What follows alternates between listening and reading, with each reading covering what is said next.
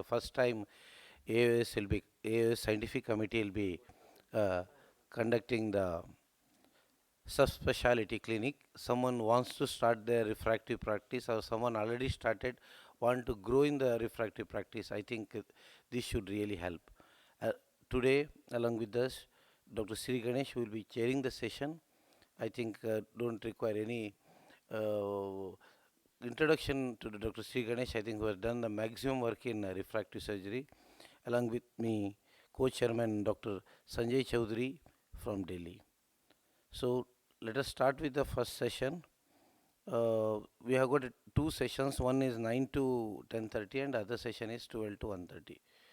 So to start with, I think choosing the right procedure. We'll be starting with that. To start with, Dr. Shaman Shetty, he'll be talking about prerequisite of a LASIK patient. Each person will have a 5 minutes talk. You have two continuous sessions, one after another. It's divided in two sessions. Two sessions. Otherwise,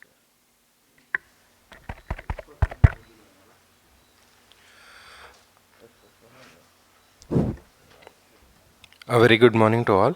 So I'll start with my topic of prerequisites of a LASIK patient. So you've seen a full circle of refractive surgery being evolved from your PRK to LASIK to custom, femto smile, and now coming back again to PRK. So whatever we are going to start with, for the first thing comes to the counseling. What is the patient expectation and what is the realistic goal which you can give?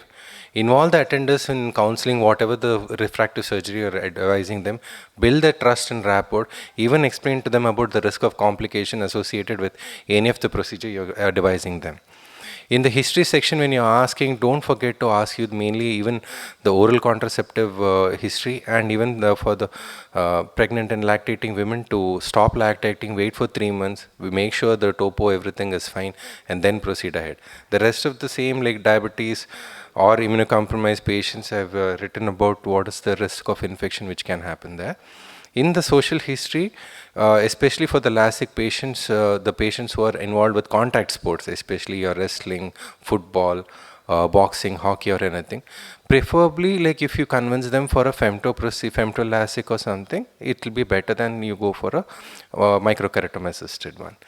Give them the expected reality of what can happen if especially with the people who are involved in contact sports. Ocular history, see, make sure the patient has a stable refraction for at least for a period of 1 year. History of contact lens use, and even like ocular medication or a previous ocular surgery which is already a patient has undergone. Refraction, as I said, at least to 6 months to 1 year it has to be stable. Try to get a cyclo done. If at all you're having a difference in from your manifest to cyclo of more than 0.5 or a 15 to 20 degree of astigmatism, then again you need to repeat it, wait for it to stabilize, then only you proceed ahead. Especially again in hypermetropes, make sure if it is a change more than 0.75 or astigmatism, you need to even rule out for pseudomyopia or accommodative. Contact lens, especially tell the patients to stop for at least for a period of 1 week to 2 weeks, because when you do a topo, this is what you can get, like a contact lens warpage, which is again like to plan the procedure right, it is going to be very difficult. In slit lamp examination, the first most important, especially when you're planning for a LASIK, is your ocular anatomy, because to place your microkeratome you need an adequate space. So the palpebral aperture, the lid anatomy is very important. So that is the main thing which you need to go. Other than that, your conjunctiva and the cornea, corneal abnormalities you need to rule out. Coming to the pupillary examination, if at all your optical zone is going to be more than your pupillar diameter, then again you're going to be the patient going to have a lot of glare, halos and this thing. So make sure what is the pupil size, even the optical zone which you're planning for the treatment. So all these things are especially very important. Last but not least, you have to do a dry eye evaluation too. Try to do the Shermer's or TBUT or MGD. You try to get a assess the grading. If at all you do end up with patients having a severe dry eye, try to start them with treated supplements, punctal plugs, cyclosporin. Make sure like at least you wait for 1 to 2 months before taking them up again. Intraocular pressure, especially in LASIK, when the suction is going to build up, especially till 60 to 65, this is where a lot of things can go wrong, especially like if at all the patient has got a small break or anything, there's a high chances after the procedure the patient ends up having an RD or a bigger tear. So especially if at all a patient has any retinal tear or anything, get a barrage done, wait for 3 weeks, then proceed ahead. Topo to rule out, need to see the elevation maps and early suspected keratoconus to see the corneal thickness and then plan for the procedure. This is just a reference, like what you can see usually here comes your Pachy, and this is what you see your posterior float abnormalities to rule out your early keratoconus. Pachy to see your, the residual stromal thickness, what is going to be left, and the percentage of tissue which can get ablated. So again, this helps to plan where do you want to go ahead with microkeratome or do you want to shift to a femtoLASIK. Eye trace shows you both topography and your wavefront aberrometry, and it helps you to plan like what is whether it is lens based irregularities there or a corneal based. This is just an example to show you all your aberrations which is going to be present here, and the quality of vision and your residual hair which is there here. Custom LASIK you need for the patient which has an higher order aberration, you go for a custom LASIK and you plan. The ring diameter what you're going to use, it's usually depends upon the flat size. The companies give you a chart, follow the chart according to it, and that will help you to minimize whether you're going to do a larger flap or a small. So that will help you to do it. So to summarize it up, meet the expectation and assess the patient what the patient wants, and then you convince them. You do please keep in mind about the social and occupational history too, medical history, the contact lens use, at least stop it. Do the correct refraction, wait for it to stabilize, do a proper anterior segment evaluation, dry eye, not to forget your posterior segment for tears or holes. Yeah, I'm done. Topo and Pachy, make sure they even come for a timely post-ops visit. Yeah, thank you for your attention. A quick question for you, sir. Yes, sir. When you say you do a dry eye evaluation, Yes, sir. so what all are you doing in a dry eye evaluation? So initially, if you are having a setup, it's better. First, you need to do a Sherma. That's the basic thing which you can do. But if you have a mibography to see that, I think it will help you out to show which grade of dry eye is there. Plan then for a So treatment. you're planning Sherma 1. Yes, sir. How much can you depend on Sherma 1, or would you also like to do a T-butt and depend on T-butt? Which is more dependable? T-butt is dependable, sir. But for initially who don't have the instrument, then at least basic Shermas to do is better. Okay, right. See, most of these younger patients have more of an evaporative dry eye rather than a tear deficiency. So T-butt is more important. And now you have devices for non-invasive T-butt where you need not put in the fluorescein. Okay, sir. So if you have one of them like the tear scope or the MS39, then it gives you the breakup time, and you have the first breakup and then the average breakup, and you can look at that. And sometimes it's very useful because sometimes with contact lens wearers, they have again an abnormality in the ocular surface and dry eye. Yes, But the first breakup is always earlier, and the average breakup time is normal. Okay. So once you stop the contact lens, you will see that the first breakup time and the average coincide. So that is something which is very interesting. Typical for that. And mibography, even if you don't have equipment like the LipiView or the tear scope, then you can just use your autoref. All you need is infrared light. Avert the lid and just look at the meibomian glands and the dropouts. And if you think that there is more, then it has to be treated either with IPL or some other. Yes. So, but it's very important because it can affect the refraction also. If you have a dry eye, it affects the refraction, especially the cylinders. You can see that there's quite a bit of variation, and then your refractive results will not be good. Plus, these patients are pretty unhappy. If they have dry eye post-op, the quality of vision drops. So it's very important to include a dry eye assessment in your pre-op workup. Thank you, sir. Let's go into the Thank you. next talk, choosing the right procedure by Saili Shirodkar. Okay. Next, let us go to the imaging in refractive surgery. To start with, Pentacam plus Corvis, Dr. Sneha Gupta.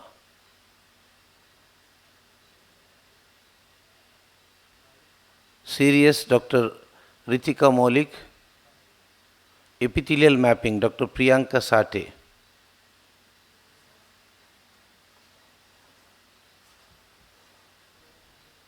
Stromal imaging, Dr. Reshma Ranade. Intersegment OCT, Dr. Aparna Naik.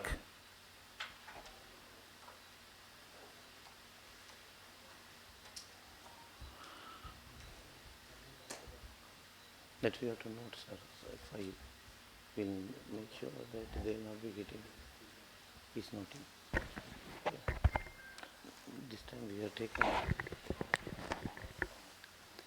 Good morning, everyone. So I'll be talking on anterior segment OCT in refractive surgery.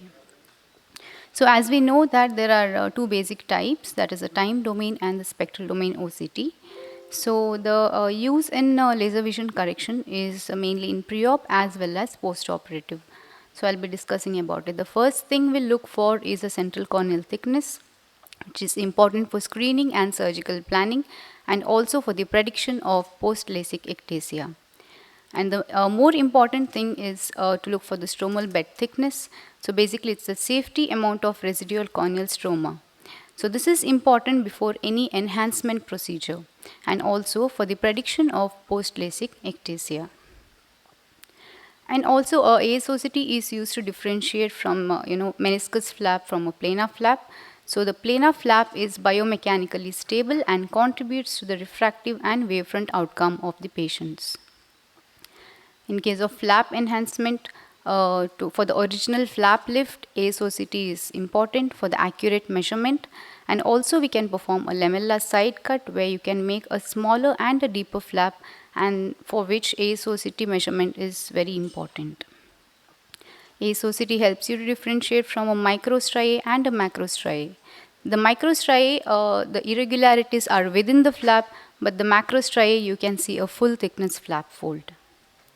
This is a ASOCT image showing a flap that is folded onto itself, and this is the post-op imaging of the same. This is another image of the ASOCT showing a hyperreflective dot in the interface, which is suggestive of an interface debris. So most of them are biodegradable and do not induce any inflammation, so hence can be observed. This is a image showing interface haze, showing diffuse lamellar keratitis, which can progress to involve both the center and the periphery. So it has to be detected and treated on time. There is another entity called pressure-induced stromal keratitis, also called as interface fluid syndrome. In the early cases, you can just see an interface haze, which is often misdiagnosed as DLK. But in the severe cases, you can actually see a fluid-filled cleft. So IOP has to be measured, and these cases respond very well to anti-glaucoma medications. This is the pre-op and the post-op picture. Next is the OBL. You can see this dense white hyperreflective dots that is suggestive of opaque bubble layer. It usually interferes with the eye tracking system. This is more seen in femtolasic flap creation. Also, ASOCT is used to monitor the epithelial healing, basically mainly after C3R and PRK, and aids in the BCL removal at the appropriate time. This is another image showing epithelial pearls and a fibrotic demarcation line, suggestive of an epithelial ingrowth. There is another entity called as central toxic keratopathy, which shows a central corneal opacification. The typical feature is an invased dome-shaped homogeneous hyperreflectivity. You can see in the image. The most dreaded complication is a microbial keratitis, which initially is confined to the interface, which can later spread to the flap as well as the underlying stroma. Coming to the epithelial thickness. So we should know that the epithelial cells have a reconstruction behavior after LVC. So what these epithelial cells do is they reshape to adapt the change in the curvature of the cornea. So this is after a hyperopic LVC, and this is a similar epithelial modeling after a myopic LVC. And this is in keratoconus. So for in screening of early keratoconus, the epithelial thickness measurement is very important, and in advanced KC it is obvious.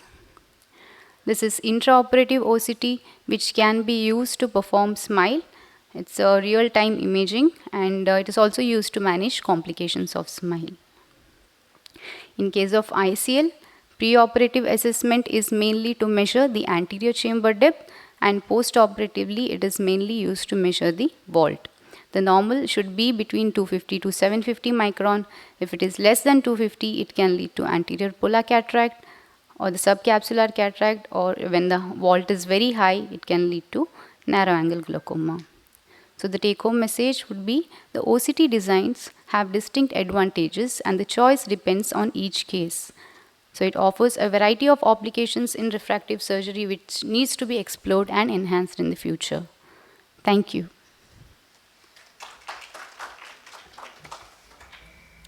There are a lot of other applications also.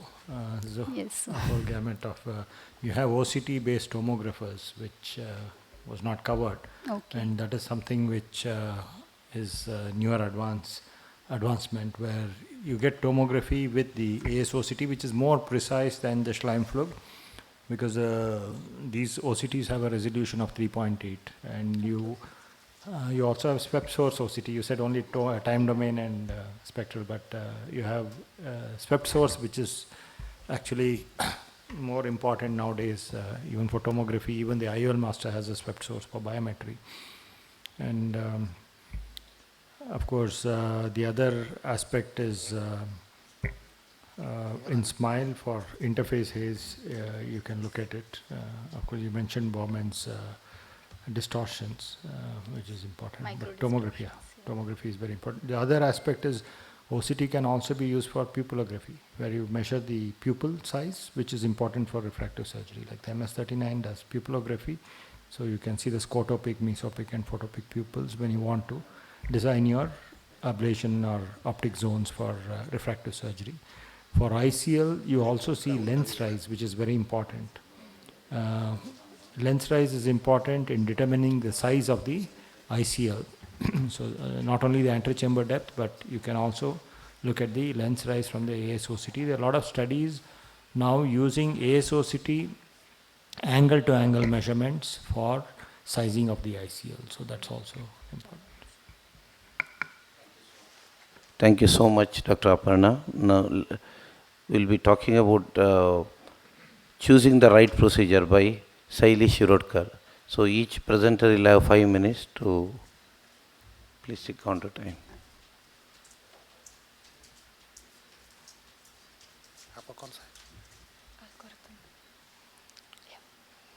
नहीं ये वाला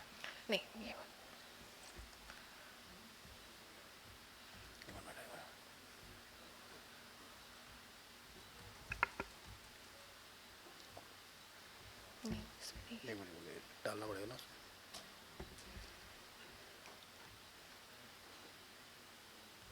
ये वाला ना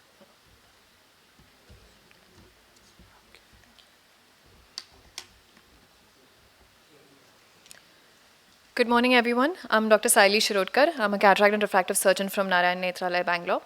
So before we get into the nitty-gritty of the subject about different machines which are being used, I think it's essential to understand which machine and which procedure should be used for which patient. So at our institute, we firmly believe that every procedure needs to be customized to every patient, not just based on the topography, but also based on the patient's internal aberrations, which are unique to each eye, based on the patient's lifestyle, which is unique to each patient. So with that in mind, every procedure needs to be customized to every patient, and with increasing number of surgeries available, this becomes more and more difficult. Also, with the increasing demand for a spectacle-free vision, it is important that customization of the treatment is done for each and every patient. So with this in mind, let us begin with the preoperative evaluation. Obviously, it manifests in cycloplegic refraction, and slit lamp evaluation is mandated for every patient, followed by corneal topography with the PNS scoring. The internal aberrations are something that we document for each patient so as to decide the type of procedure which is to be performed. Tolerance test and Miles test to determine the dominant eye, especially for patients in the presbyopic age group. Dilated fundoscopy. The scotopic pupil size to determine the size of the optical zone. For soft contact lenses, we usually advise the patients to discontinue them for up to a week prior to taking the measurements, and for rigid contact lenses, up to 3 weeks. Dry eye evaluation is, at our institute, it is mandatory for every patient because we find that it affects not only the postoperative discomfort in forms of postoperative dry eye, but also affects the visual outcomes to a certain extent, also leads to increased risk of glare and halos. So this is something that we perform for every patient at our institute, along with strabismus assessment and ability to tolerate anisometropia. So unfortunately, there's no specific literature on, although there's a lot of literature on the different types of procedures which are available, but there's no specific literature on what kind of procedure needs to be performed for what patient and an algorithmic approach that needs to be followed. So we've attempted to devise this. What we do is for a patient who's aged less than 40 years, the first thing that we look at is the corneal aberrations. If the corneal aberrations are low, with a low coma, low spherical aberration, the angle kappa is less, with a low mesopic pupil size and a normal topography and pachymetry, we look at the patient's lifestyle. If the patient is into contact spots, it is better to go for a flapless procedure such as SMILE.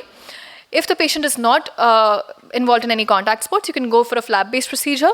A wavefront optimized treatment is sufficient for a cylinder less than 0.75. You don't need to worry about treating the topographical abnormalities. Whereas if the corneal aberrations are high, if there's high coma, high SA, the pupil size is greater, the patient has a larger cylinder, we need to assess if the patient acceptance is less or more than the corneal cylinder. If the patient acceptance is less than the corneal cylinder, we understand that most of the aberrations are coming from the corneal surface and a topography-guided treatment is mandated in these patients. If the patient acceptance is greater than the corneal cylinder, the patient is likely to have more internal aberrations, and this is what needs to be treated with a wavefront-guided treatment. Furthermore, if a patient is not suitable for an excimer laser surgery, if the patient has an RSP of less than 300 microns, we look at the ACD and the endothelial cell count to see if the patient is a suitable candidate for a phakic IOL. Whereas if the corneal thickness is between 475 to 500 microns, the RSP lower than 300 microns with other refractive surgeries, and the patient has topographical irregularities which can be treated with a surface ablation procedure, and the patient is not into any contact spots, we can go ahead with surface ablation or PRK or trans-PRK. Now, if the patient is greater than 40 years, in addition to the tests that we've already described, the patient is, we also subject the patient to some additional tests, just a tolerance test, to see if the patient can tolerate a spherical addition of over the non-dominant eye. And we also assess the DLI and PNS, that is the dysfunctional lens index and the pentacam nuclear staging. If these are found to be normal, the patient, if he's a myope or an emetrope, is a good candidate for a monovision LASIK.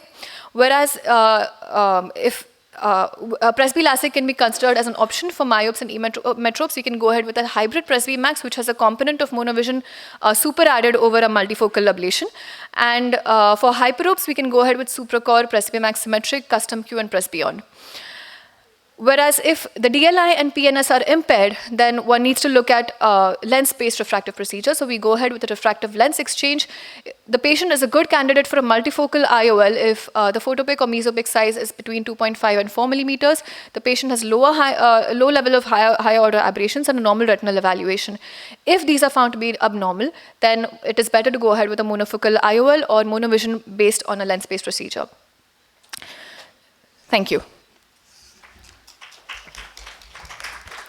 That was a very extensive algorithm. Thank you, It sir. was nicely presented. Would you like to measure the axial length pre-op? Because that was not there in your for which assessment. particular, Would you like to we measure? don't routinely measure the actual lengths unless the patient is in the... Would you like to?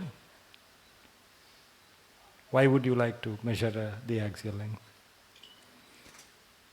See, you would like to measure the axial length pre-op because of two reasons. One is, many of these patients are coming in for getting rid of their glasses for occupational needs. They want to join the army or the air force, and then there is a cutoff of the axial length. So if you do the treatment without measuring the axial length, then they go back and there they measure the axial length. Though they are emetropic 6'6", Correct.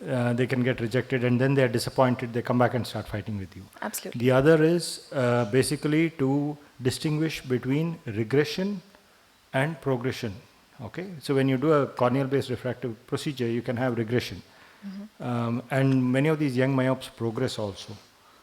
So when we measure the axial length, we can clearly show them if there's an increase in the axial length, we can say it's an increase in your myopia, and this is progression of your myopia.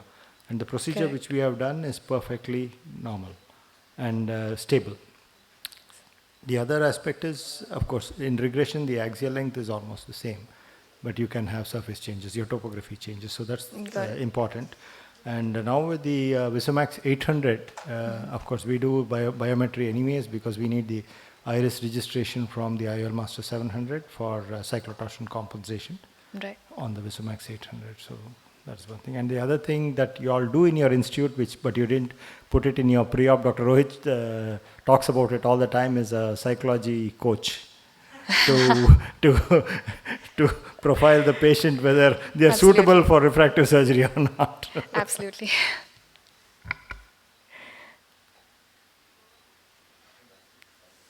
Thank you, sir.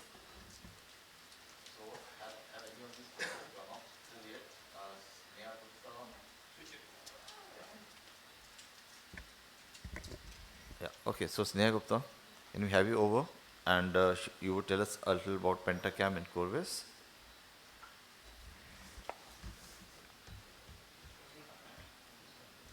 कौन सा है? Third. ये वाला? Yeah.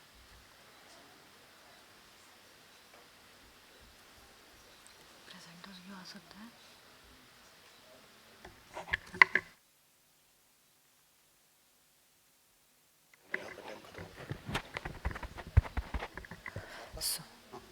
ये वाला ना?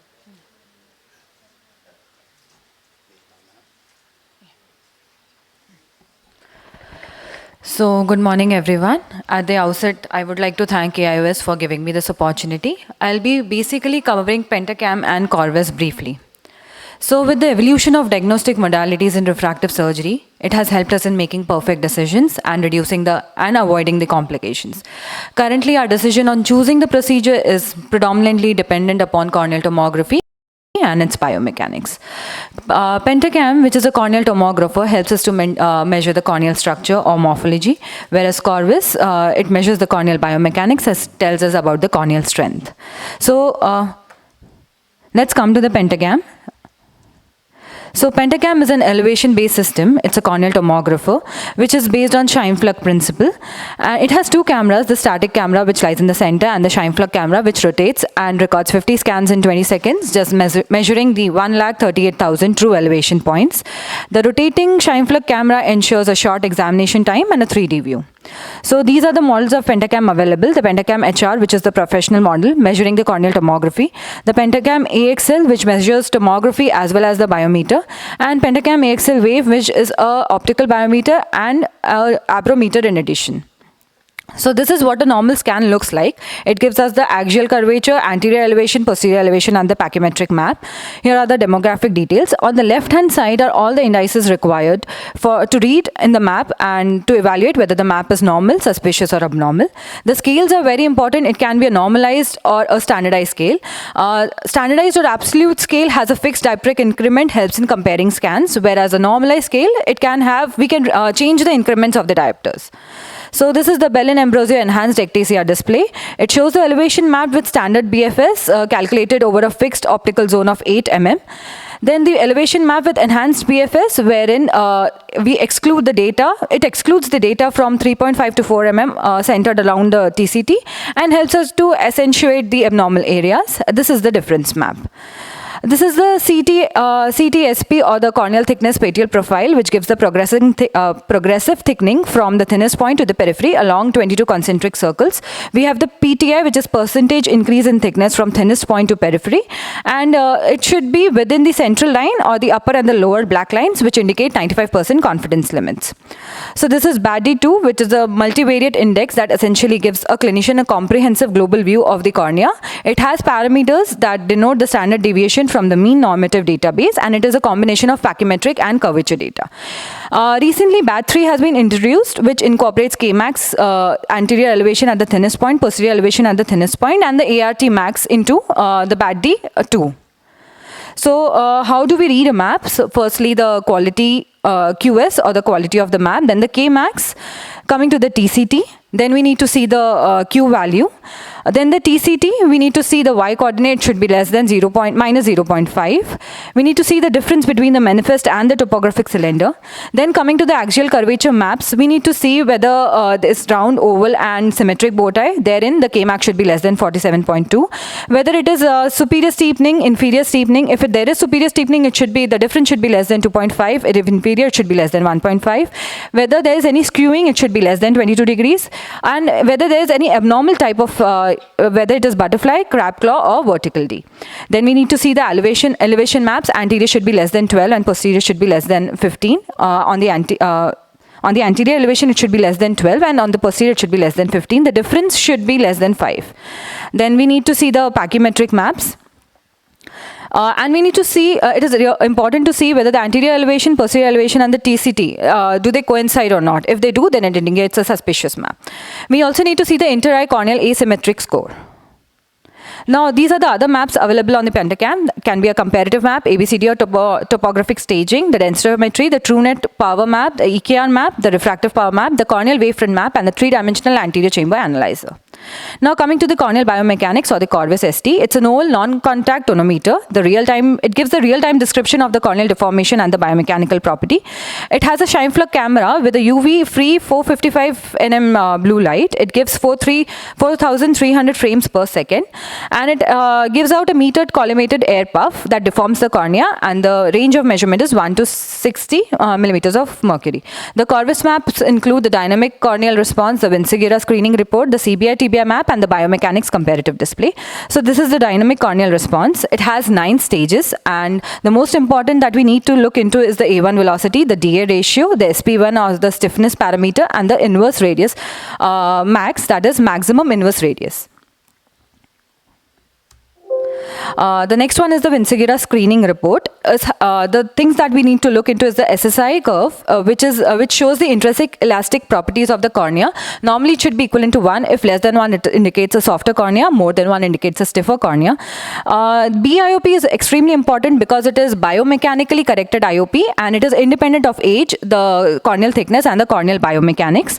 The next one is the deformation ratio. It includes both the deflection and the eye movements due to the air puff. Then the integrated radius, which is area under inverse concave radius curve. The more the area, the softer the cornea. Then the Ambrosio relational thickness to the horizontal profile, which includes pachymetric thickness divided by the pachymetric progression. And this is adjusted air pulse minus, this is basically the stiffness parameter, which is adjusted air pulse minus the BIOP upon divided by the deflection amplitude. So the more the value, the better the stiffness, and the better the biomechanics. So this is the corneal biomechanical index, which is a logistic regression formula. It includes everything into one, and if the values are less than 0.25, it indicates low risk. Between 0.25 to 0.5 indicates moderate risk, and more than 0.5 indicates a high risk.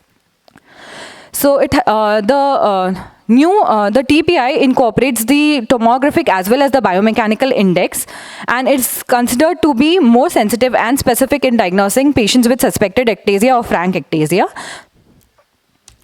So this is an approach that we use in our institute to decide a surgery. Group 1 includes patients with normal tomography and normal biomechanics. Group 2 with a normal tomography but borderline biomechanics. Group 3 with a borderline tomography but a normal biomechanics. And Group 4 with an abnormal tomography, abnormal biomechanics and abnormal TBI. So how do we apply it? In Group 1, we can go ahead with any of the surgeries depending upon the clinical examination, diagnostic reports, surgeon's preference and patient's preference. In Group 2, we check BIOP, stiffness parameter and the scan quality. If BIOP is normal, stiffness parameter is low, we go ahead with phakic IOL. BIOP normal, stiffness parameter is more, we go ahead with either Smile Extra or PRK. If both are low, we see the scan quality. If the scan quality is good, we go ahead with either a phakic IOL or a PRK. If scan quality is poor, we repeat the scans. In the third group, for a good quality and a well-centered scan and a normal epithelium, we can go ahead with phakic IOL or a PRK. But if the epithelium is abnormal, it is considered to be correlating to the borderline bad D. We treat the ocular surface, we look for 6 months, we repeat the scans and then plan a LASIK or a SMILE. mild. If the scan quality is poor or the angle alpha is abnormal, we reevaluate, recenter, and then go ahead. So for the fourth group, with the abnormal biomechanics and abnormal tomography, we go ahead with the phakic IOL implantation. Thank you for the patient listening. It's a very tough job to cover both Yes. Pentacam and Corvus in 5 minutes, but I think you did an excellent job there, and including the algorithm for treatments. Thank you, sir. Just want the audience to know what are the fallacies of the Pentacam, whether you can take the reports on face value or what you should be aware of. So the first thing is the scale. We need to see the scale. The second thing is, if the patient is having a haze, then there might be a possibility that it might overestimate or underestimate the K values. That is most important. In such cases, an anterior segment OCT dependent tomography will be much better. It will also give faulty pachymetric thickness. I just wanted you to explain the specificity and sensitivity of the Pentacam. So it requires the 3 readings are to be taken, and if 3 readings are... What is the sensitivity and what is the specificity? So the sensitivity of the Pentacam is just about 67%, and specificity is about 97%. So the Pentacam has a tendency to overdiagnose keratoconus. Yeah. So if it says it's keratoconus or borderline keratoconus, in about 33% of patients, it can be normal. But suppose it says it is normal, then it's less than 3% chance that it is abnormal. So if the Pentacam, the bad D says that it is normal, then it is highly likely that the topography is normal, very unlikely that it has keratoconus. But if it says that it's borderline or has keratoconus, there's a 33% chance that it can be normal and still it's overdiagnosing the keratoconus. So this is something you should be aware. That's one of the fallacies of the Pentacam. AS-based OCTs are better like the MS39. The other aspect is the angle kappa, which you'll have to look at. Because in large angle kappa, you can get skew. Yes. And when you have skew, then it kind of overdiagnoses like keratoconus, where there may be no keratoconus. So you should look at the angle alpha when you're looking at skew. These are 2 things with the Pentacam that you should be aware of. Thank you, sir. Thank you for that lovely presentation. So, do we have Priyanka Sathe here? Not as yet. And Ritika Malik? Okay, Pooja is taking over. Yeah.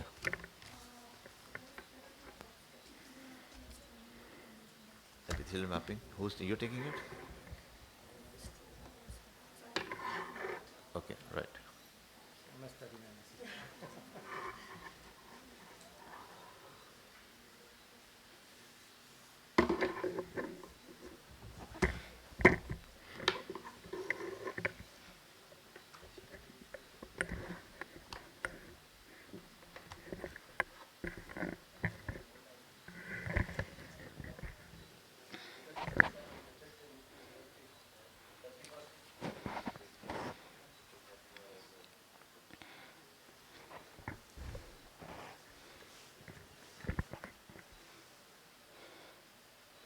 A very good morning to all. At the outset, I would like to thank AIOS and our esteemed panel for giving us this opportunity to talk on epithelial mapping and stromal mapping. Now, these were 2 different topics, epithelial imaging and stromal mapping, but we did heard from Sneha's talk that how topography is important. And with this map, I will let you guys know that why epithelial and stromal mapping go hand in hand. So why is epithelial mapping important for a refractive surgeon? We do have this indices. Now, if you look at this topography, there is a steepening present superiorly, but inferiorly, it's a flat area. It's a very extremely thick cornea of 544 microns.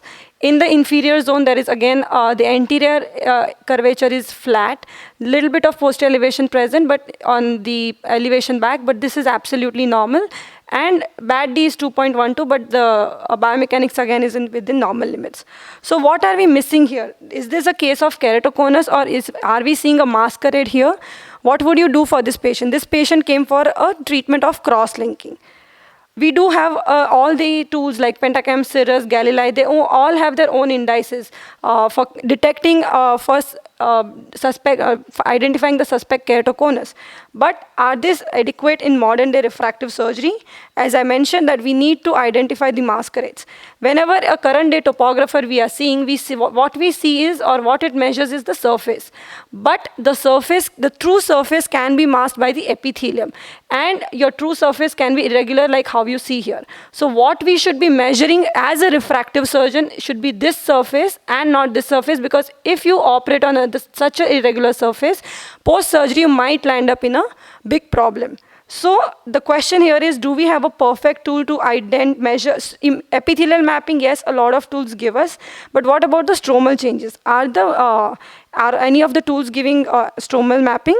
These are the tools which gives you epithelial mapping, Visante, OCT, RTView, Cassia2, and the newer one is MS39, which significantly impacts the safety and efficacy of refractive surgery and also allows for significant improvement for therapeutic procedures. And I'm going to be talking about is MS39 because it's a combination of both epithelial mapping and stromal imaging, and we do not have any financial disclosures with the machine. It's just purely based on experience. So it's a Placido plus OCT-based hybrid topographer. What does it do? MS39 actually decodes. It actually subtracts the epithelium from the two surface, and it also gives you the anterior elevation and the stromal elevation.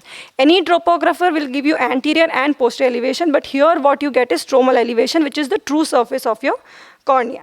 Now let's take some few case examples. This is a patient who came for refractive surgery, -2 dioptrics, spherical, no cylinder, 6/6 vision, bad D, CBI, TBI are absolutely within normal limits, and no posterior elevation.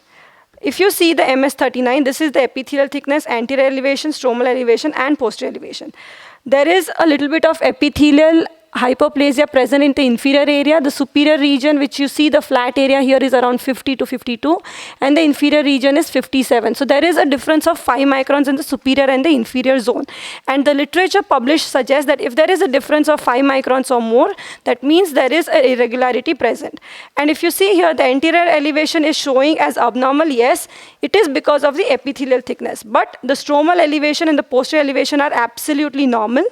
That's why the indices are normal. The biomechanics is also normal, and these are the indices which are given by MS39. It also classifies it as normal. So we do have, this suggests that this is a case of not a suspicious topography, but a case of inferior epithelial hyperplasia, where you have to treat the ocular surface and not just treat them as a keratoconic eye or a formfrous keratoconic eye.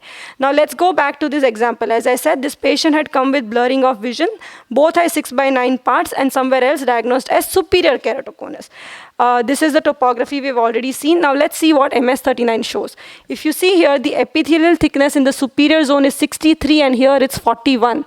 So there is a gross difference of 22 microns, which might be impacting to such a different curvatural changes. Anterior elevation actually in this area is flatter. There is no posterior elevation, stromal elevation present, and there is no posterior elevation present as well. So I'm not saying this is an absolutely healthy or a normal cornea, but this is definitely not a keratoconic eye we are treating. So we should not just jump in and go ahead and do a cross-linking. We should just treat this patient with artificial tears, probably a sodium hyaluronate based, and put them in cyclosporin, do a thorough ocular surface check, and see if we are missing out on any ocular surface changes. And if such are present, you need to treat the patient for the same. And you also need to rule out in such cases any past history of VKC or allergies, because any past history of VKC or allergies can also lead to superior epithelial hyperplasia. Now coming to mystery of progression. Dan Reinstein group et al. And everyone has published that, everyone have published that in keratoconic eyes, the epithelial will become donut-shaped. This is a C-shaped, whereas in the advanced case, in epithelial, in keratoconic eye, it becomes donut. So profile in keratoconus patients, it's extremely known. And the donut shape, you will find the donut in the area of the cone area.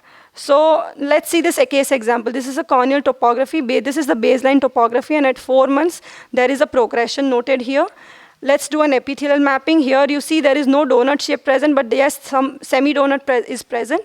And on follow-up, it has become a donut shape, which is compensatory hypertrophy.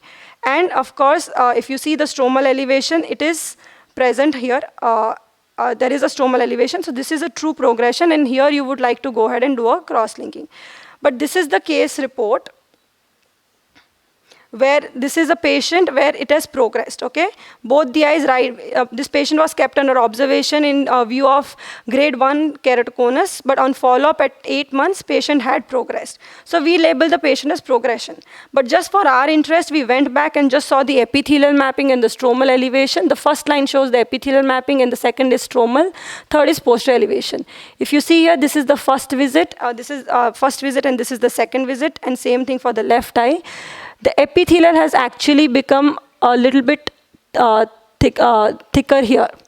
But if you see, there are no changes on the stroma. Here it's 18 and 13, here it's 17 and 13. At a follow-up, there is no change in the stromal elevation. And same here, there is no change in the posterior elevation. And same we note in the left eye as well. So probably here we are not looking at a true case of progression. Probably the epithelial remodeling is masquerading as progression, and that is why probably this patient is known as is labeled as pseudo progression, and that's when we can treat the patient on sodium hyaluronate based drops, Trehalose, keep them under observation, telling them about the prognosis and explaining it to them that yes, this is why we are keeping you under observation, but in future if it again progresses and if there are changes at the posterior stromal elevation level, then you will require a cross-linking. So that is what we do. So to summarize, epithelial mapping and stromal elevation, yes, it does tell us the true picture, and it also helps us in identifying an unhappy patient from a happy patient. Thank you. The epithelium is very important, and most people do not look at it because they do not have devices to measure the epithelium. I think the maximum work done on this is by Dan Reinstein, and he actually used, of course, you didn't mention that for epithelial measurement, but the ARC scan is has the highest resolution, which is an ultra high frequency UBM, and that gives, of course, whether you should use a UBM or an OCT. There are a lot of reasons. There's a very nice conversation in JRS between Dan Reinstein and John Kanellopoulos as to which is better. But then, of course, with the MS39, it's a high resolution OCT. If you use a lower resolution OCT, then you may not get adequate data. With the MS39, the resolution is, I think, 3.8 microns. So it is quite good for epithelial maps. It also gives abrasions in the epithelial layer, change in abrasions, which you can look at it when you separate the stroma. The only thing is you should look at the fit, in the sense that the best fit surface for the epithelium and for the stroma can vary, yes, especially if there is a change like keratoconus. But if you take the same best fit sphere, then that's a fallacy. So and also I think we need to look at the repeatability, because epithelium is an extremely sensitive so that is tissue. One thing. When do you take the epithelial maps? You should probably, if you're going to do serial mapping, you'll have to take it at the same time of the day, because morning to evening you can have some difference in the epithelium. Also, you should not use any topical anesthetic. You should not do applanation tonometry, because all this can affect your epithelial thickness. And the other thing with epithelium is superior keratoconus. You showed that case. It's not only the ocular surface. Most of them have lid issues. And because of the lid issues, it translates onto the epithelium. So when you have superior keratoconus like that, always examine the lid. There can be a lid deformity, or there can be papillae in the lid, which can cause this. So looking at the lid is very important when you're interpreting the epithelial maps. Thank you, sir. Yes, sir.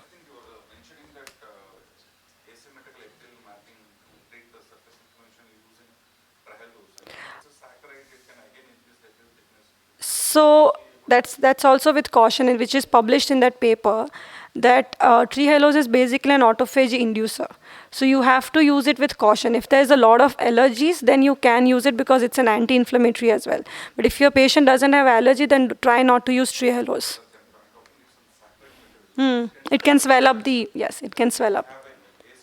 So the second case where I showed the epithelial masquerade, we had used Trehalose. So that's when it led to epithelial hypertrophy, and that's why it was showing as pseudoprogression. So in those kind of cases, if you're keeping on watch, maybe a normal lubricant with a cyclosporine or, yeah. And the other thing is that the epithelial maps which you get is basically elevation maps. So don't try to compare it with curvature maps. Okay, when you look at stromal elevation, they are elevation maps, they are not curvature maps. So don't compare a stromal map with a curvature map. You should always compare it with the elevation map. Thank you, sir.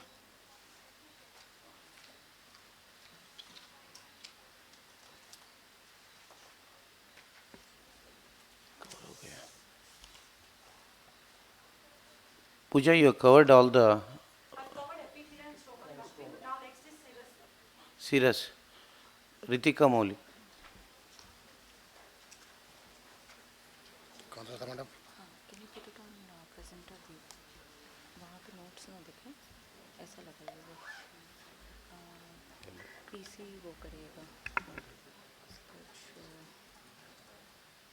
ये रहा presenter पे.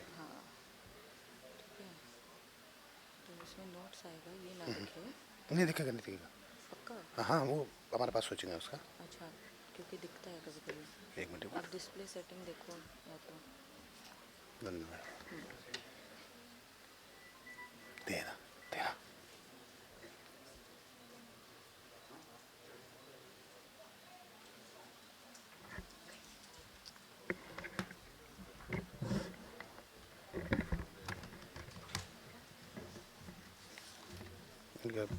मैं छोड़ता बड़ी जल्दी. देखो आ रहा ना. ठीक है. रहने देना. कौन सा आपका?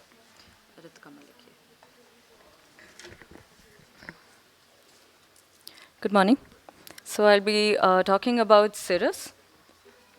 So Schwinn Cirrus Topographer is from the company of CSO. It's an Italian company. So it combines a 3D rotating Scheinflug camera, and it's integrated with also a Placido disc topographer. So it merges data by the arc step Placido disc, and the reconstruction is upon and it's superimposed along with the Scheinflug image. And it's done by 2 different cameras incorporated in the machine. So a few of the special features which is unique to Cirrus is that it has 25 Scheinflug images as opposed to, then it takes 1 Placido disc image. Dioptric range is 1 diopter to 100 diopters, 22 Placido rings are included, 21,632 front surface points and 16,000 analyzed points from the rear surface, and 12 millimeters of wide range areas covered. So what does the Cirrus offer us? So pressing the analysis button, we go to a drop-down menu, and these are what it offers. It's a Scheinflug image, keratoscopy, single map, cataract summary, keratoconus summary, glaucoma summary, ICRS planning pages, abrometry, and also comparison maps and differential maps from the keratoconus scans. So there are 3 options to customize your report with notations, then the scales, and then the miscellaneous options which can give us Cartesians or polar maps, and how we can take our representation diameter also.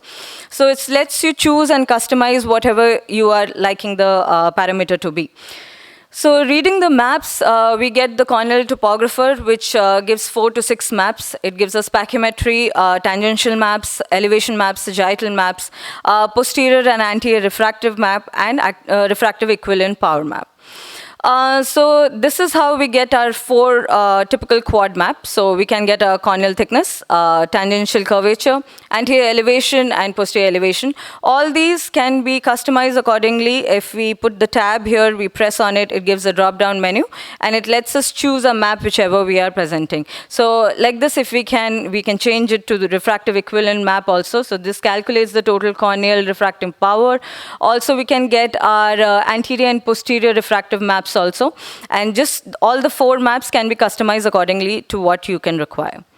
So a few of the differences in the elevation maps which are in Pentacam versus the Cirrus. So the Pentacam is on the reference surface of the best fit sphere, while the Cirrus is on the best fit toric A-sphere. So the measurement of elevation is from the reference surface in Pentacam, while measures the elevation from point to point difference. So it's along a delta Z axis is what it's giving in its elevation points. So Pentacam roughly gives a true elevation. Cirrus is not giving a true elevation points. So recommended cutoff values have been published and are actually accepted in the Pentacam, while there are no recommended cutoffs given in Cirrus. So this is just what I was talking about. There's no recommended cutoffs for the delta Z elevation points. And the KVA for the KVB values are given by the company, but it is not recommended to be followed. So few of the indices on the topography display. This is on the side display of the quad map when we get it. We have to check the acquisition quality. Good acquisition quality will show a 99% or 100% coverage. More than 90% is a good coverage. Green tick is an acquisition quality which is good. Fixation or check repeatability or broken scans or a cross like this, centration fixation is not coming or the coverage is not good, you may need to repeat your scans, and that is advisable. So a few of the summary indices below the acquisition quality. If we go to the drop-down button, you can expand it and see the horizontal visible iris diameter, pupil size, thinnest point, apex, anterior chamber, which is giving the CCT plus the aqueous depth, and the corneal volume. We do have keratometry readings. So the keratometry readings can also be subdivided into the SIM-K. We can get meridians or we can have meridians also. So SIM-K actually represents the simulation of the readings that would be obtained with a keratometer. So the Placido, which is the 4th to 8th ring, is then on the sagittal curvature, is superimposed for the Cirrus maps. We also get the meridians map here for the front and meridians, and for the back also. So meridian maps are always perpendicular to each other. They are the keratometric data. So if you see here in the maps also, they are quite symmetrical to each other. Meridians, on the other hand, all are on the 3, 5, and 7 millimeter zones. They are not perpendicular, or they are not bounded by the perpendicular zones to each other. So there are shape indices which are given. So shape indices can also be customized according to the zone selection. So there's a 4.5 millimeter zone or a 6 millimeter zone here which is given. So the first which column I'm showing is a normal patient. The second column is showing a lot of red flags, a lot of situations in the red zone. So this is a keratoconus patients. Important thing in this is the root mean square. So the root mean square is actually representing the deviation of the surface being examined from the aspherotoric best fit sphere. So a lower RMS is important to remember that the surface is very regular. Higher the RMS value, the surface is irregular. So there is no cutoff, but this is how we can get a guide to how we are going to classify our patients as safe or in suspect keratoconus. Second, we get something as a refractive analysis. So refractive analysis, all the indices in this group is the mean pupil power, the cylinder, which is the corneal cylinder given in diopters, the longitudinal spherical aberration, which is also in diopters given. So the range from here, the pupil range can be customized here, sorry. So it can be from 2.5 to 7 millimeter. Each range can give you the cylinder diameter, and that can be important for your optical zone or ablation zone selection. So this is a map which is in the printout, which we get for the keratoconus screening display. So this is a patient which I'm showing, keratoconus patient. So this is a keratoconus compatible map. So the Cirrus has given you already if the patient is keratoconus or not. If the patient is normal, in this box which shows class, it will just say it is normal, or it's in the suspect range, or it is abnormal. So we need to check these compatibility ranges. So this is what I had talked about. The keratoconus screening can come in the drop-down menu also. This is a short version of it. If we click on the keratoconus screening, we go to the keratoconus summary. Will you summarize? Oh, sure. Your time is up. Okay, so I'll just be talking about the screening cutoff indices. So the important things are the curvature indices, the curvature asymmetry, the RMS, which I already discussed, the Beloshi curves, and the pachymetry maps. So this is an algorithm which has been designed by the company in itself. So it tells us about the classification and how they are grouping the systems. So the important is the SIF and SIB. So the SIB is being studied, and it's the most important sensitive to detect a suspect keratoconus. heterogeneous. So the SIB is an index which measures the vertical asymmetry and tangential curvature maps. Next, the KVF and KVB is also very, very important. It gives the highest point of ectasia, but it is not a very sensitive point to be taken into consideration. The Beoshi-Kilossi-Versace front index and back index is also important. The importance lies where it allows us to know the presence of ectasia, and it analyzes by unique coma and trefoil components of Zernike decompensation. So these are the important points to be noted in this. A few of the comparative maps we can get: differential comparative maps, keratoconus follow-ups, and intrastromal rings planning. So I'll just summarize here, and the rest we can get is the aberrometry maps. Thank you. So now there are so many topographers. So if the audience wants to buy a topographer, which would you recommend, whether it's a Pentacam or a Cirrus? What do you think are the advantages of the Cirrus over the Pentacam? So I would personally go for a Pentacam because I've worked with it. It is more user-friendly. It gives the elevation maps, which is true. It has published cutoff values. But yes, Cirrus is also coming with its published cutoff values. What are the advantages of the Cirrus over the Pentacam? So advantages, it gives the aberrometry maps, which is very specific. It gives the Beoshi curves. So that is also very specific. Is the BCV more sensitive than the symmetry indices? No, symmetry indices is much more sensitive. The symmetry indices back is the highest sensitivity and specificity. So then the BCV is not that It's not that sensitive, right? yes. Okay. But to buy Pentacam would be. See, the Cirrus basically has features for tear film assessment. Yes, it does. That is not there in the Pentacam. Pentacam. That is because the Cirrus has a Placido. The Pentacam doesn't have a Placido, so you can get non-invasive T-butt, which is important for dry eye assessment. If you want to have that, you can go in for the Cirrus. And also because it has a Placido, if you have a Schwind and you want to do topoliink treatments, you can do that. If you have a Pentacam, you cannot do topoliink. You will have to buy another Cirrus. Yeah. No, I mean for the what do you call it? The oculizer or Topolizer for your contour machine. So you need two machines, but for the Schwind, you need one machine. And yes. the Placido sometimes is more useful. You just look at the rings, you know the distortions, you know how the tear film is, how the epithelium is, and you get true curvature maps.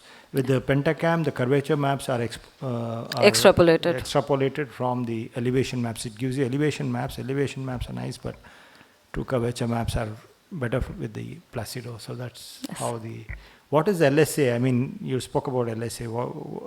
How does it help? What exactly is LSA is giving our spherical aberration index. So what is longitudinal spherical aberration? So with a longitudinal spherical aberration, we are seeing how our cylinder power is changing with each pupil diameter. So if you are custom... Spherical aberration, right? Yeah, and the cylinder power is also having a role in that. So that is what they were linking with it, how the cylinder is affecting on the corneal cylinder. So that is not to be taken as the internal aberration. So if we have to see only the corneal aberrations, so we are seeing the longitudinal spherical aberration. Yeah, it's more, it gives you more the shape of the cornea. It's something like the Q on the Pentacam. Yeah. So the LSA on the Cirrus is more like the Q. It gives you the corneal shape, which in turn has the a asphericity of the to the asphericity and whether you have a positive spherical aberration or a negative spherical aberration. Thank you. Thank you. Thank you so much. After knowing about your topographers, I think let us go to know your machine. I think the slight changes in the thing. Dr. Kumar wants to speak first. I think the first user of Zimmer Smile. Over to Dr. Kumar, doctor. He's a prolific refractive surgeon from Mumbai.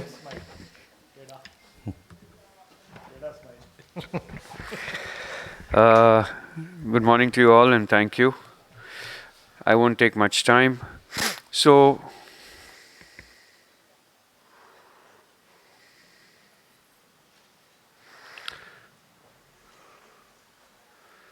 so I just got the Z8 in December and I just want to share my little experience with this. So what is the advantage of the Z8? So if you see here, as far as the refractive goes, the therapeutic goes, and the cataract goes, it does everything. So you can do a Z LASIK, you can do clear, which is like smile, you can do pockets. As far as therapeutic goes, you can do intacts, you can do penetrating, lamellar, you can also do clear corneal incisions, arcuate incisions, rhexis, and fragmentation. So one unit can do everything absolutely. So that's the beauty of the convenience. If you look at it, this is the small footplate that it has got, and it can occupy in your OT. If you also look at how it is not temperature dependent. Some of the femtos need your air conditioning 24 hours. This does not really need that at all. It's very versatile. It's all in one. So you can see that it's a single person. You don't need two people to push the machine, and the whole unit can be pushed by one person. So it's very, very much mobile. In some centers in India, actually it's being pushed from one place to the other, 200 kilometers apart. 3 doctors are sharing it in Punjab and using the unit every 2 days. I'm going to talk only on the refractive end of this in this session, LASIK flaps, intacts, and pockets, and I'm going to show only one video. And this is in real time, so there is no editing here. The first cases of my career of smile I did with Kudlu. I did 10 eyes, I think. That was a long time ago. This is my second case that I'm showing here, and unedited, okay? So I call it say clear with a smile. So they call it clear is corneal lenticle extraction for advanced refractive correction. This is how it is done. Dr. Bharti was the first surgeon to do this. This is, as I say, an unedited video. Centration is not an issue. So here what I've done, I've got 2 incisions. As you can see, one is for anterior and one is for posterior. So I've tried to shorten my learning curve. You can have 1 incision, you can have 2 incisions. So the right side is my anterior incision and the left side is my posterior incision. Now as you can see here, I'm dissecting the posterior flap. As you go on the left side, it will only go posterior. If you go right side, it will only go anterior. So that's one part. Now as far as the dissection goes, yes, we have to do the anterior first, but if you notice on the left side, I will not go all the way till the incision. So yes, I'm covering the center. Then I go right, I go left. But when I come left, I leave a little tissue near that incision. So I'm not separating the anterior cap completely, and there's a reason why I do that, so that it doesn't go down and my plane doesn't become difficult. So on the right side, I completely dissected it, and then I came out. Now I'm going posterior plane, right? Because don't forget the left side is the posterior plane, and that the same way I go straight ahead. So when the dissection of the lenticle actually happens, you will see some tissue separation happening at the level of the posterior plane incision. So you can see here it was straight posterior, we go straight ahead, a little to the right, a little to the left, and then take the forceps and remove it. So this is in real time, no editing, no fast forward, no slow. My second case on my machine. And then just take a forceps and then the lenticle comes out. So my experience is not as vast as people on the dais, but I've begun the story. And up till now, whatever number of cases I've done, I'm very, very happy. I'm still sticking to the nomogram that they suggest, which is a thick cap of 130. I'm not going below 130 in my initial cases. So that was the ease of the lenticle removal. And I say, see clear with a smile. Thank you for your attention. Thank you, Dr. Kumar. I think over to Dr. Ganesh. Yeah, nice video, and being one of the first people, I just wanted to know, this is a high frequency femto. So the spots, what is the spot spacing? That they don't give us the control like how you have the control. We only have control on energy to some level. We can't change the spot size. But it must be a smaller spot size. It's a nano. Yeah. And so high frequency, smaller spot size. But what we see with smaller spot spacing is that the visual recovery on day 1 is not so good. Because now with the 800, we have an option.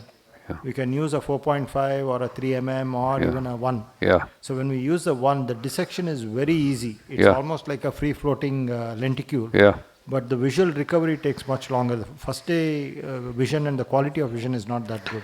So that's what I was wondering, whether the quality of vision is... I have done 25 cases because I'm sticking to cylinder less than -1 and a cap of 130. So I'm not crossing this. Except one patient where the flap actually folded and went in, then I had to actually struggle to remove it. One more thing I do is I don't wash, which may be wrong. You can advise me whether to do or not to do. I also don't wash. It doesn't make a difference whether you wash. Yeah, so I don't wash. So all of them were actually next day 6 by 6. except this one patient where I struggled a little bit, and that recovered over 2 weeks.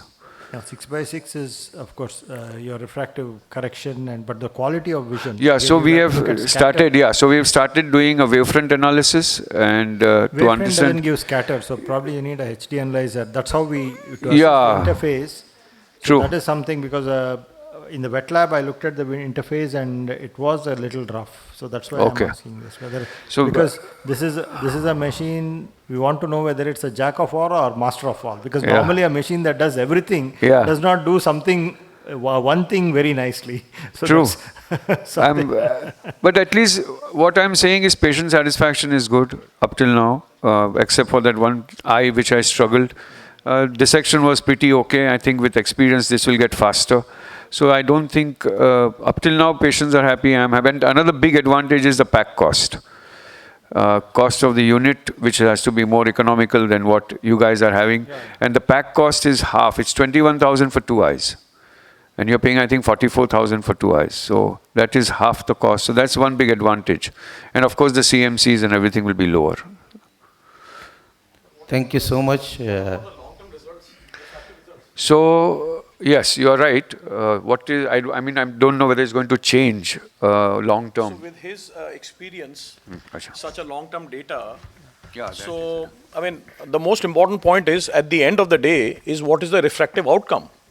Now, that is what is important. Refractive outcome and quality of vision. And quality of vision. So are you sure that, treating a -3 cylinder, ends up treating, making the patient immature? Because that is what is important. So you're right. I'm not crossing the limit as far as the protocol goes, but there are places in Taiwan, there are places in Iran. Dr. Hashmi, I don't know, you might be knowing Hashmi. He has done more than 5,000 cases on clear. Taiwan has done 3,000 cases on clear. Vietnam. Have cyclotorsion compensation and centration? Mark. In my, but the new software upgrade, they are doing that. Yeah. But right now, that's why I'm not doing over -1. See, I've limited myself, but they are doing everything. Thank you so much. I think after clear, let us come to the true clear, smile. That is from Visumax. Over to you, Dr. Sonu. So, thank you very much, KP and Dr. Sri Ganesh, for honoring us with the stage and accepting our invite for this wonderful subspeciality day, which has been brainchild of Dr. KP Kudlu. And so I'll be talking on Visumax Smile and the new Smile Pro. We all know the basics of smile surgeries, from incisions, as long as we were making with the flap. Now almost 2 millimeters is what is we're planning. The key steps for smile: the lenticule cut, the lenticule side cut, the flap cut, and the flap side cut. I think these are the 4 key steps in any smile surgeries.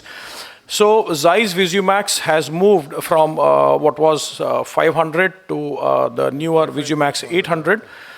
There has been word about the Zeiss optics, the standard optics vis-a-vis the Zeiss optics, where the numerical aperture has been high, the spot diameter has been very small, the accuracy, the depth accuracy is very high with these, and very small single pulse energy which is being used in the Zeiss platform. So typical less than 300 nanojoules, high repeated pulse repetition rate, which leads to a short procedure time. The tissue separation is quite easy, so you can have either easy flap lift or a lenticule separation, and low and very stable energy. And now we have from 500 kilohertz to almost 2 megahertz this Visumax 800.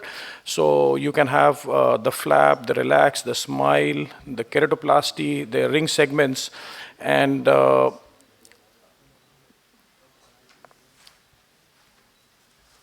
can I have the audio, please? So in any ways, I just wanted you to observe the dissection, how smooth, you just move in and very smoothly left and right. So this is the side cut now, the flap or the cap cut, and then you have the 2 millimeter that we've been using now. So 2 plane separation, just for a demonstration. You go both on top and on below the lenticule. So this is the cap. The smooth is the separation. Move left and move right. Go underneath, go left. I leave a small tag on the left side and then go on the right side very gently, and then you can just, what Gaurav has taught us, hydro-express the lenticule. So, a beautiful paper by Dr. Tetial, where it speaks of the basic challenges and the major complications. The learning curve of SMILE is basically the lenticule dissection and extraction. So, most of these, the complications occur whenever you have maybe a cap tear or a side cut tear, retained lenticule. So I think it is the equipment which is very important in creation of the lenticule, because then you take away or do away with all these complications. So VisuMax 800 laser procedure time is now from 26 seconds on the 500 platform to almost 10 seconds. The repetition rate probably is 2 megahertz. So it is one of the fastest femtosecond lenticule removal laser. You have an automated cyclotorsion, though I do not have any first-hand experience. Shri might share about this automated cyclotorsion, which helps you to, address the cyclotorsion. You have live computer-assisted control of centration while docking for quick and centered docking. There is a nomogram integration for optimized refractive outcomes. And then you have those fancy swirling arms for laser and microscope for, they say, easy and quick workflow for surgeons, but I slightly contradict whether it's easy or it makes your job a little more, difficult.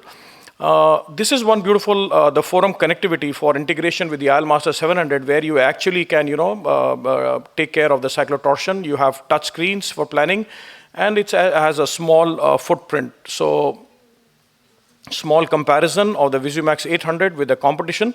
So it has a connectivity with the forum. The SMILE duration is almost 8 to 10 seconds as compared to the other platforms. It can do all the flap, lenticules, ICRs, and the most important is the hyperopic treatment on this. You have a cyclotorsion aid, you have a centration, and the laser cutting observation is one very important part for me, because that is where you actually know what is happening on the eye. So from the ocular on the 500, now it's a screen on the 800, and where you actually can make out what is happening. So the scan is a full optical field scanning. It's a fiber laser, and it works at 2 megahertz. The pulse energy is 140 nanojoules, wavelength 1040, and spot spacing of 3 to 4.5. And the patient interface is a curved. It's a small footprint, so it can accommodate in our ORs. It has this beautiful, the circle, which can convert a cap into a flap, where you want to retreat these patients. So the basic take home, it gives you a better refractive results, predictable, patient comfort day one, and generates more workflow, less surgical and OPD man hours, peaceful nights. Thank you so much. Thank you, Dr. Sonu. I think because of the time, I think let us go ahead with the exam system. Let us start with Dr. Ananta Dodrame Gowda, who will be talking about the Zyoptics.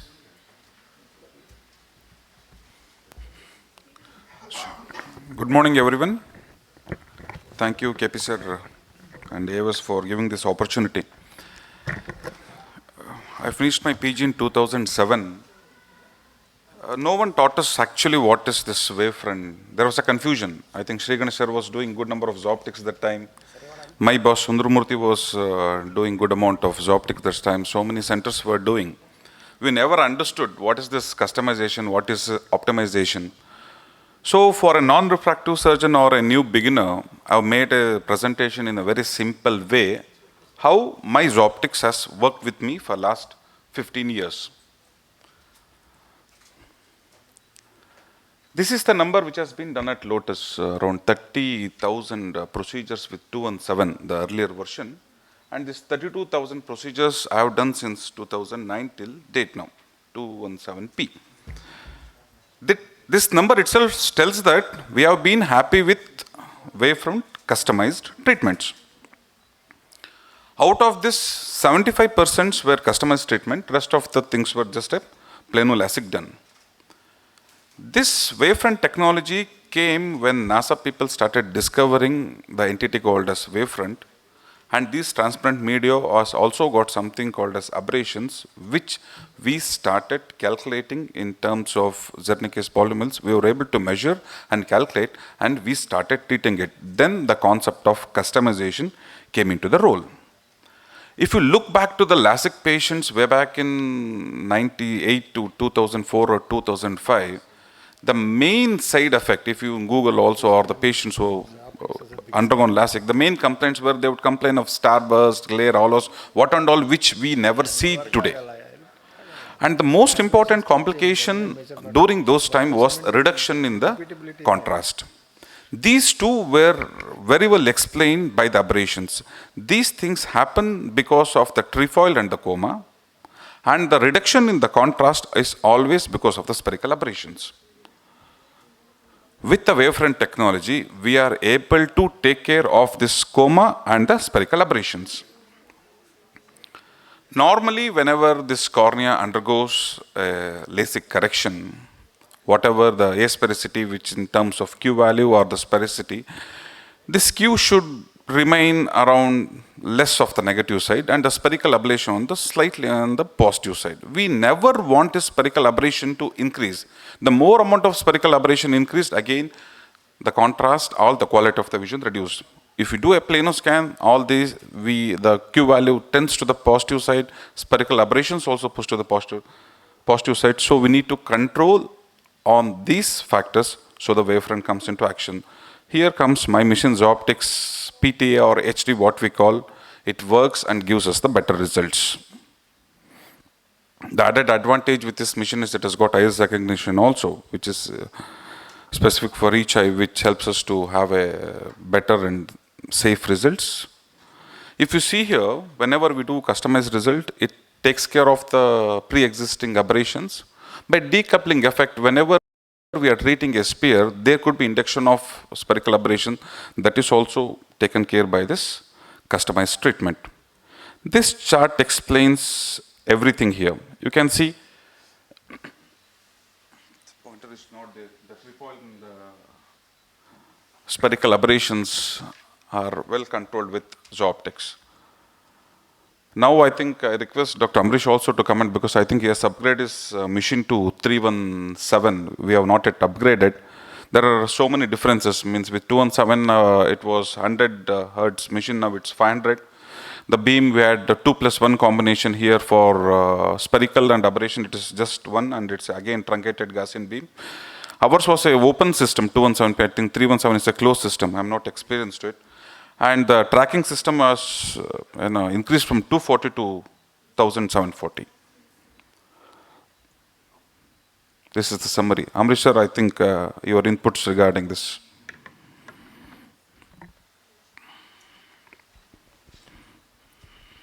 So now this new system basically has a high tracking speed, one thing, and a truly aspheric treatment, what you can do. The added advantage with this new system is you can do this TPRK treatment, what you were discussing, and along with PRK, means one-step PRK procedure, along with PTK and PRK in one step. So, and the added advantage with this platform is the supracore refined treatment, what you can expect in this kind of these Zyoptics 317 M2 platforms. Thank you so much, Dr. Anand. And let us go to the very interesting topic about Contour by Dr. Rahil Chaudhary.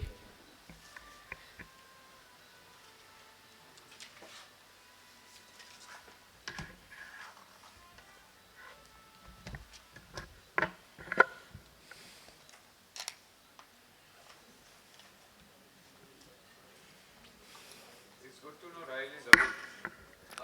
Alright. Sir? It's good to know you're awake after 2 o'clock. Surprises me as well. So I've been drinking coffee since morning.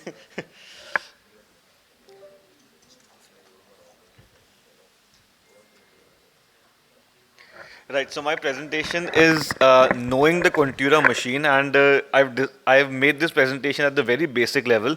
And probably Contura is the machine you want to invest on if you are looking to buy a machine at this moment. So basically Contura is not a machine. Contura is a type of refractive treatment which can be done on an Alcon machine. So what is Contura? Contura is basically a topo-guided LASIK treatment which is being done on a visual axis. So basically for Contura you need two machines. First is the excimer laser where you will be doing the LASIK treatment, and then you need a variotopolizer which would basically pick up the data for the Contura treatment. So essentially Contura treatment comprises of two machines. First one is a topolizer vario diagnostic device, and then is the EX500 excimer laser system by Alcon. So what is happening, the first step is to take the diagnostic data on the topolizer, and topolizer is basically giving you topographic maps and HOAs. It's giving you the pupillometry, the K and Q values, the visual axis of the patient, angle kappa, and registration information for further cyclotorsions. And then from this topolizer, the information goes to a planning station where you design the Contura treatment, which is then forwarded to the machine where the treatment is carried out. Now EX500, again one of the most advanced machines and the most popular machine around the world, and lightning fast ablation, so it is 1.4 seconds per diopter with a 500 Hz repetition rate. So this helps reduce the potential for stromal dehydration, which we know is very important when we are looking at bullseye results, flap shrinkage, and reduced patient fixation time, so the patient is very comfortable, and reduced patient's fatigue. And with a 1050 Hz 6-dimensional eye tracker, the tracking latency is 2 milliseconds, so it's a super fast tracker with the dynamic pupil tracking from 1.5 millimeter to 8 millimeter with active pupil centroid shift correction and compensation for angle kappa. Cyclotorsion in the Contura machine is again very advanced. It is taking care of static and dynamic cyclotorsion. So static cyclotorsion basically means when the patient is going from supine to basically lying down to getting up, there is a cyclotorsion component which is compensated. Plus during the surgery, if the patient is torting, there is a dynamic cyclotorsion which is again being compensated in the Contura machine. Then the short distribution in Contura machine is a special kind of a short distribution where there are no overlapping shots. The overlapping shot is basically after the fourth shot, the fifth shot is basically overlapping. So that takes care of the thermal shot distribution as well. So due to high pulse frequency, there is of course a theoretical risk of thermal effects. And with the wavelight system, which is the Contura system, this prevents it by allowing every fifth pulse to overlap with the previous one. And then of course there's optimal temporal and spatial shot distribution required to minimize the potential thermal load. And then of course other features like enhanced beam path, so completely sealed beam path and continuous nitrogen flushed beam path with onboard nitrogen generator, and this basically helps to elong the laser life of the expectancy of the laser head. And then of course other features include the integrated heads-up display, the slit projector which is very useful, and the increased working distance of 25 centimeters and the built-in non-contact pachymetry. And plus, of course, with other kind of laser machines, you have variety of treatments available. So you can do the wavefront optimized treatment, the wavefront guided treatment, the topography guided, of course, what we are discussing on. So you can do Contura, which is the topolizer guided, and you have an oculizer guided treatment as well. And then, of course, you can do custom Q asphericity guided and transepithelial PRK, which they call it Streamlight. And we have done almost 50,000 Contura procedures as of now, and we've never been happier with the results. So thank you so much. I have one small question. What are the indications for Contura as such, and how it is different from the routine refractive procedures? So actually, we don't have any indications as such. We are basically relying on the quality of maps. If we see the maps are good, then we proceed with the Contura treatment. If we feel the maps are not very good to do the treatment, then we prefer to shift it to a wavefront optimized treatment. So here in Contura, you're treating the topography and the refractive error. Right? Yes. So suppose you have a high corneal cylinder, and you're on refraction you find that the cylinder is less. That means there is a lenticular astigmatism, yes, which normally the lenticular astigmatism compensates for the corneal astigmatism. So when you treat the cornea based on the topolizer, then you will have a residual lenticular astigmatism. So how do you manage this? So how much is the difference that we're talking about? You can have up till 2 diopters of difference. No, I would not. I will show you a case. I would not I go will ahead. show you a case. I showed it to John Canelopoulos also. His answer was yes, if there is lenticular astigmatism, then it comes down over a period of time. But this is only a hypothesis. And that means until it comes down, the patient is unhappy because he's got like a 1.5 or 2 cylinder.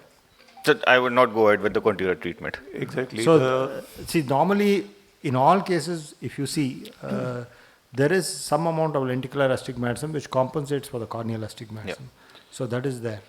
And if you treat only the corneal astigmatism, then you may have a residual astigmatism in the opposite meridian. So this is what is there. So that is what is my apprehension about the contura. Again, the same question. Basically, it all started with topo-guided treatment, treating for corneal abnormalities. And suddenly it came as a refractive procedure. So I was quite taken aback about it. So I would like your comment on that part. See, most machines have topo-link treatments. So it's nothing new. I think Alcon basically has used it very successfully for marketing the contura. But in refractive surgery, I believe you have to treat the refraction primarily. Unless there is an abnormality either in the ocular wavefront or the corneal wavefront, in which case you may need a topo-link or a wavefront guided treatment. Otherwise, see, for example, in phakic IOLs, you get excellent results. Actually, your results may be better in phakic IOLs. The best corrected vision will be better. In high cylinders, I would. Yes, it will be better. Why is this? It doesn't treat the cornea or it doesn't treat the wavefront. It's treating the refraction. It's just because it's closer to the nodal point, you get a little bit of magnification, so the vision is better. So even if you treat the refraction, suppose the patient is 6'5" or 6'4" or even 6'6", why would you want to do a customized treatment? In fact, if you have a proper figure and the ready-made clothes fit, why would you want to go to a tailor? You can just pick it off the shelf and wear it, right? It's only those who have maybe one arm is long or one shoulder is drooping, then they need the measurements and customized fitting, otherwise they won't look good with a ready-made suit. Thank you, sir. I think because the time thing, let us come to the next talk by Dr. Chikitan Singh from Haryana. He'll be talking about MEL 90. Hi, good afternoon. I just wanted to share my experience and outcomes with the MEL 90. No financial interest. So my wish list for a refractive platform, I started very late, quite in 2017. So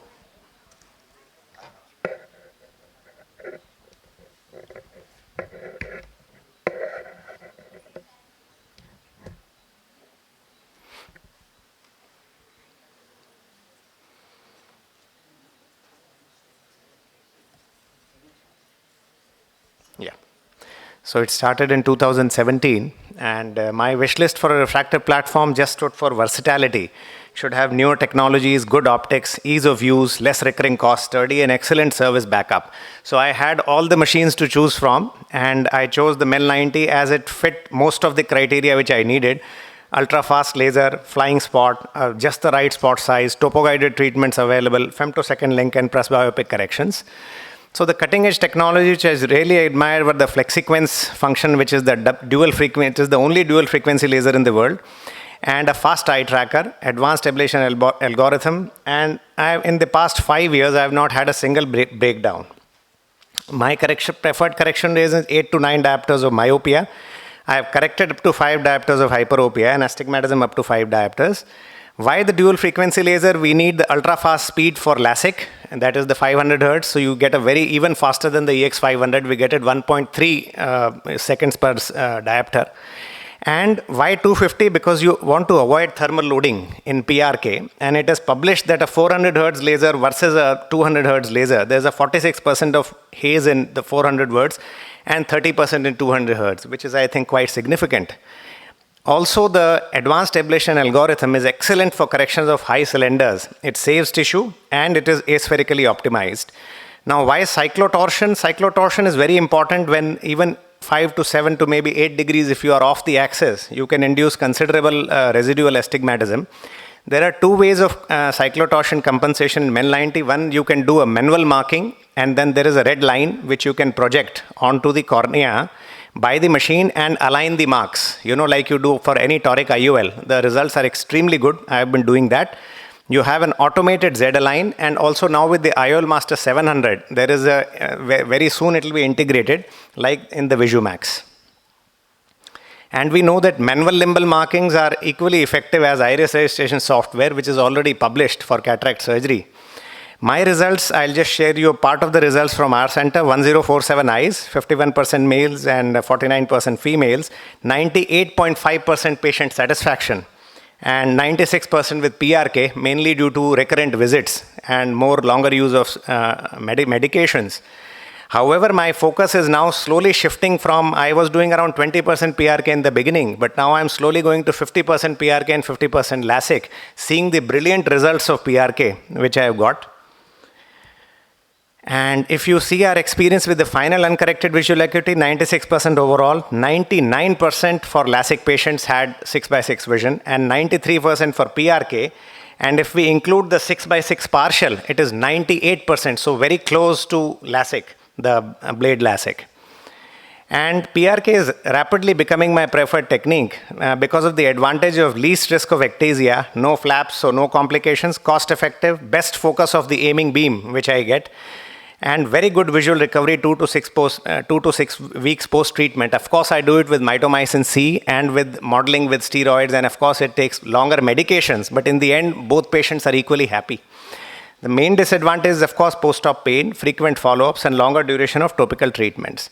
I'm extremely happy with the use of the Moria SBK 1 use plus microkeratome, and I've had very low complications, just 5 complications in these 5 years, with nearly 1,000 eyes. So invest wisely, especially in the post-COVID scenario. PRK has a bright future in my refractive case preferences. Zeiss has the most comprehensive and upgradable refractive platforms as of today. You'll have to price your refractive procedures in these times attractively to achieve viability, and excellent results and commitment to quality alone triumphs. Thank you so much. Thank you. I think most excimer lasers, modern excimer lasers perform very well. I have the MEL 90. I've had experience with about 4 platforms, and they all work very well, provided you do a proper pre-op assessment and refraction and put in the correct data.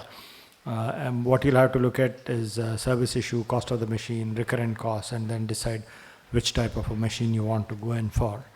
And I think we'll conclude the session because we have gone beyond time, and I would like to thank all the speakers, the audience for the nice interaction, and thank you everybody. Have a good day. It was a great pleasure, Dr. Sri Ganesh, for sitting in this great session. Thank you, sir.